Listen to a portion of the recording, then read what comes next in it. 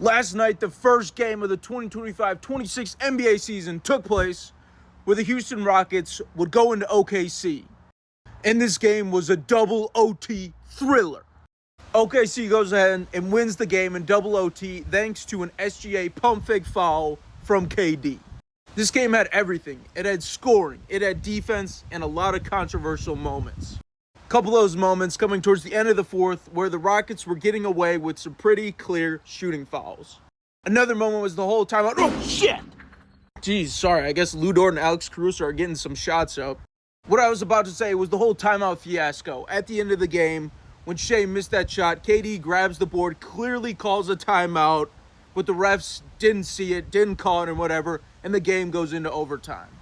Now I want to highlight the goods and the bads, starting off with the Houston Rockets. Alperen Sengun is legit. He's going to break out this season, and I'm really excited to see that for the Rockets.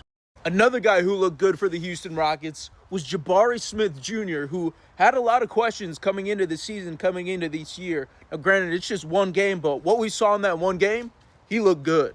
And lastly, Kevin Durant's first game in a Rockets uniform did exactly what he needed to do. What Kevin Durant needed to do was work well with Sengun and feed him the ball when he needed to. Kevin Durant didn't come to Houston to dominate on the offensive end. No, he came in there to work with Sengun, and he came in there to bail out the offense when they needed him to, and he did exactly that.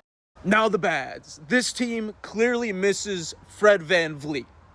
On a lot of possessions, they looked panicked and lost. It looked like they needed a true point guard to come in there and orchestrate the offense. So what they were doing at the beginning of the game was relying on Amen Thompson to go ahead and orchestrate for this offense. And we saw that part of his game isn't fully developed yet. Then they went ahead and moved on with Reed Sheppard taking that primary role. And Reed Sheppard, who looked good, can create his own shot. He looked really good at making his own shot, but playmaking and creating shots for others, it looked a little lacking. So what are the Rockets going to do? Are they going to keep giving Amen Thompson the ball to be the playmaker?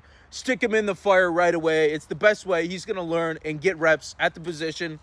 Or is it a better idea to ease him into the role and have someone else take that primary point guard duty? Somebody like maybe Aaron Holiday, or go ahead and already make a trade for a veteran point guard. And the last thing that I want to touch with the Houston Rockets that looked absolutely terrible was their transition offense. They just looked panicked and lost. And the Rockets also had a lot of miscommunications that ended up with the ball being thrown into the crowd. Now let's move on to OKC. What looked good for OKC? Well, first of all, at the beginning of the game, we saw Chet Holmgren